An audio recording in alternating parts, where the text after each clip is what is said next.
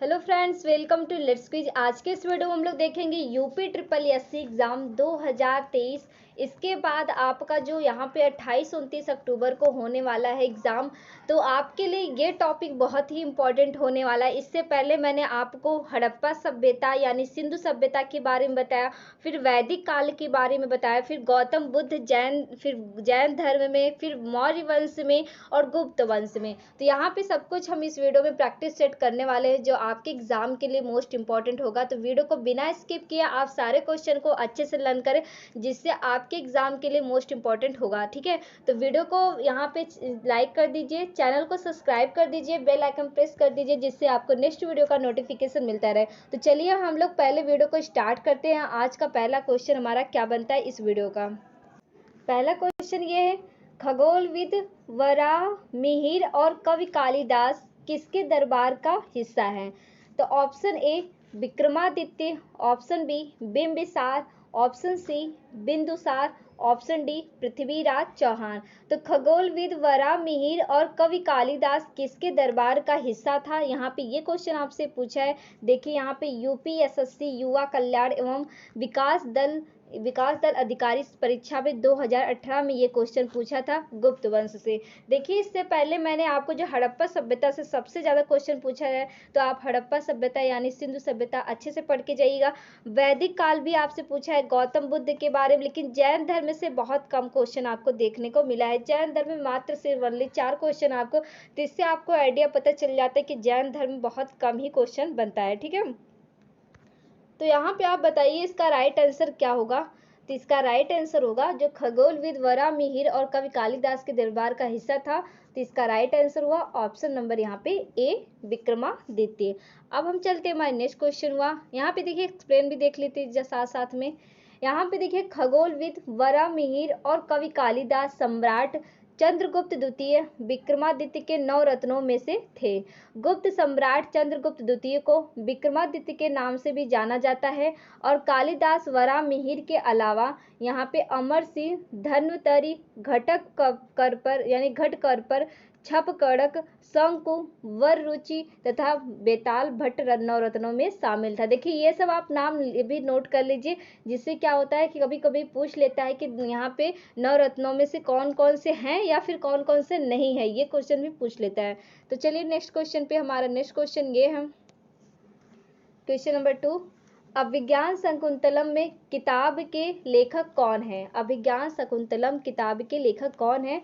Option A Tulsidas, option B Surdas, option C Kalidas, option D Raidas. तो अभिज्ञान शकुंतलम किताब के लेखक कौन है, यहाँ पे ये क्वेश्चन पूछा है। तो यहाँ पे इसका राइट आंसर होगा ऑप्शन नंबर यहाँ पे सी कालिदास होंगे अभिज्ञान शकुंतलम। तो देखिए आपको हम बताएं, यहाँ पे सारी चीज़ें आपको टॉपिक वाइज करा रही है, तो इसकी प्लेलिस्ट हम अपने चैनल पे वहाँ पे प्लेलिस्ट बना दिए हैं, जाके आप मेरे चैनल पे वहाँ पे सब्सक्राइब करिए। इसके बाद प्लेलिस्ट में आप ओपन करके यूपी ट्रिपल एससी की वो टॉपिक वाइज सारे हिस्ट्री का जितना भी सब टॉपिक है उसे पढ़ लीजिए। ठीक है, और आपको पता चल जाए किस टाइप का क्वेश्चन यूपी ट्रिपल एससी में पूछते हैं। अब हम चलते हैं यहाँ पे देखिए अभिज्ञान शकुंतलम तो लिखा ही लिखा है, साथ साथ में और क्या महान जो कवि कालिदास हैं वो और क्या क्या लिखे हैं। तो यहाँ पे देखिए विक्रमोर्वशीयम, मालविकाग्निमित्रम, रघुवंशम, कुमार संभवम, मेघदूतम और ऋतुसंहार आदि उनकी प्रमुख रचनाएं हैं। और इसके बाद आपको देखते हैं यहाँ पे देखिए गुप्त काल की प्रसिद्ध महिला शासक कौन थी? तो यहाँ पे ये क्वेश्चन आपसे पूछा है। तो option A Kuber Ganga, option B Prabhavati Gupta, option C Rajyashri, option D Kumar Devi. तो यहाँ पे गुप्त काल की प्रसिद्ध महिला शासक कौन थे, ये क्वेश्चन आपसे पूछा है। तो इसका राइट आंसर होगा ऑप्शन नंबर यहाँ पे बी प्रभावती गुप्त। अब हम चलते हैं नेक्स्ट क्वेश्चन पे। यहाँ पे क्वेश्चन नंबर 4। चंद्रगुप्त मौर्य के इस प्रसिद्ध राजनीतिक सलाहकार को निम्नलिखित सभी नामों से जाना जाता था।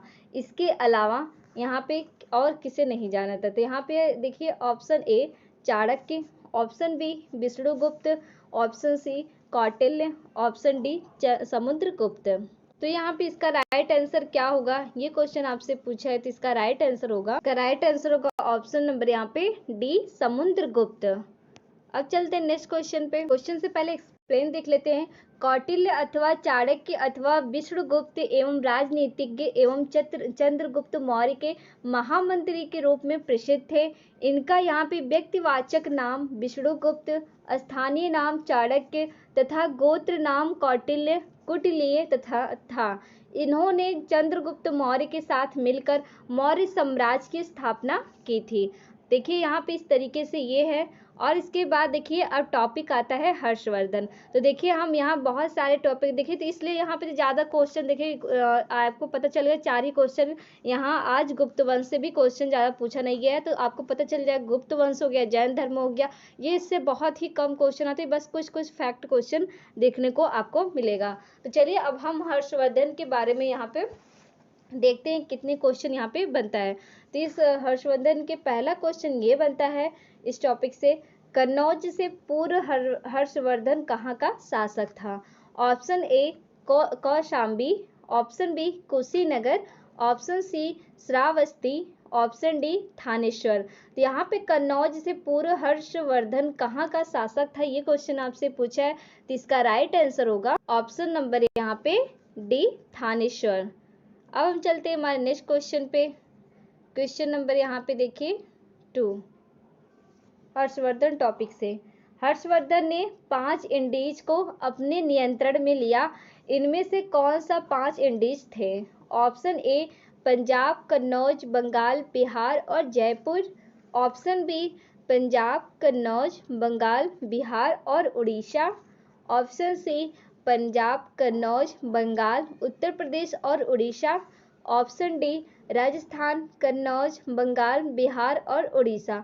तो हर्षवर्धन ने 5 इंडीज को अपने नियंत्रण में लिया, इनमें से कौन सा 5 इंडीज थे, ये क्वेश्चन आपसे पूछा है। तो इसका राइट आंसर क्या होगा? ऑप्शन नंबर यहाँ पे बी पंजाब, कन्नौज, बंगाल, बिहार और उड़ीसा। ये देखिए ये आपका इस क्वेश्चन का राइट आंसर होगा। मतलब हर्षवर्धन के 5 इंडीज जो उनके अपने नियंत्रण में था। अब चलते हैं नेक्स्ट क्वेश्चन पे। क्वेश्चन नंबर यहाँ पे देखिए कादम्बरी। यहाँ पे देखिए ये क्वेश्चन पूछा है कि कादम्बरी के लेखक कौन है? Option A Kalidas, option B Kautilya, option C Harsha, option D Bana. तो कादम्बरी के लेखक कौन है? तो इसका राइट आंसर क्या होगा? तो इसका राइट आंसर होगा ऑप्शन नंबर यहाँ पे डी बाण। तो बाण भट्ट जो हैं ये कादम्बरी के लेखक हैं। इसका एक्सप्लेन भी देखते हैं, इससे और उन्होंने क्या क्या लिखा हुआ है ये भी देखते हैं। देखिए कादम्बरी संस्कृत साहित्य का एक महत्वपूर्ण उपन्यास है। अगर आपसे पूछ लिया ये किस तरह का है, तो ये उपन्यास है जिसकी रचना संस्कृत कवि एवं गद्य लेखक बाणभट्ट ने की थी। और दूसरी बात बता दें आपको, बाणभट्ट सम्राट हर्ष के दरबारी कवि थे। उनकी एक महत्वपूर्ण रचना हर्षचरित भी है, जिससे हर्ष के समय की विस्तृत सूचना प्राप्त होती है। तो यहाँ पे ये चीजें हैं। अब चलते हैं हमारे नेक्स्ट क्वेश्चन पे। क्वेश्चन नंबर यहाँ पे देखिए, यहाँ पे हर्षवर्धन भी खत्म हो गया है, तो हर्षवर्धन से भी ज्यादा क्वेश्चन नहीं पूछता है। अब स्टार्ट हो गया आपका राजपूत काल। देखिए टॉपिक वाइज आपको पता चल जा रहा है कि कितने क्वेश्चन किस टॉपिक से ज्यादा करके पूछे जा रहे हैं।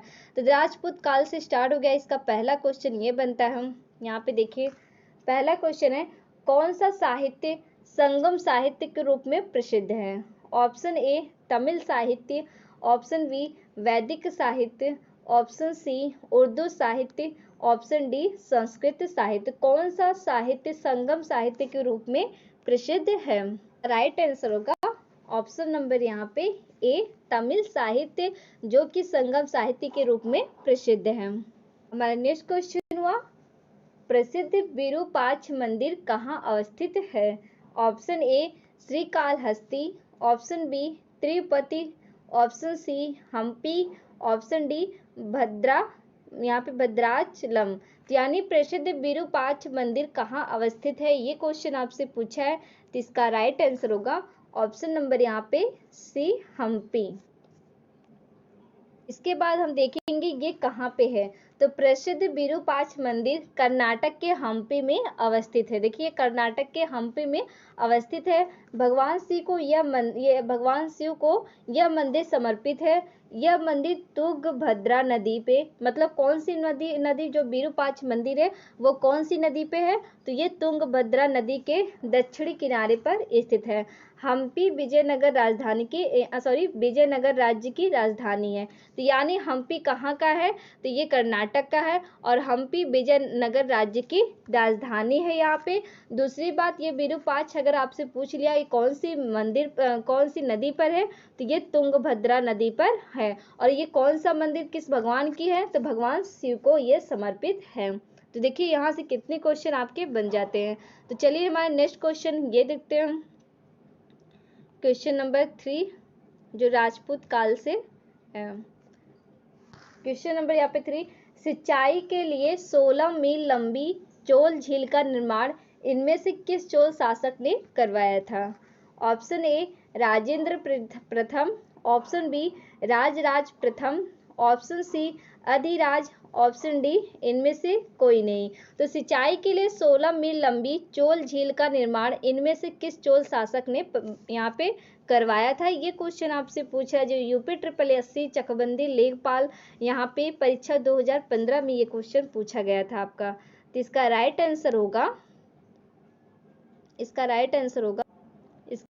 आंसर होगा ऑप्शन नंबर यहाँ पे सी अधिराज। अब चलते हैं नेक्स्ट क्वेश्चन पे। यहाँ पे देखिए क्वेश्चन नंबर 4, यहाँ पे देखिए क्वेश्चन नंबर 4, चोल अभिलेखों के अनुसार जैन सभाओं को दान में दी जाने वाली भूमि को क्या कहा जाता था? तो ऑप्शन ए वेलन, यहाँ पे देखिए वेलन वगाई, ऑप्शन बी साला भोगा, ऑप्शन सी पलिच्छादनम, ऑप्शन डी ब्रह्मदेव। तो यहाँ पे इसका राइट आंसर क्या होगा? इसका राइट आंसर हुआ ऑप्शन नंबर यहाँ पे सी पलिच्छादनम। अब हम चलते हैं हमारे नेक्स्ट क्वेश्चन पे। हमारा नेक्स्ट क्वेश्चन हुआ क्वेश्चन नंबर 5 जो राजपूत काल से है।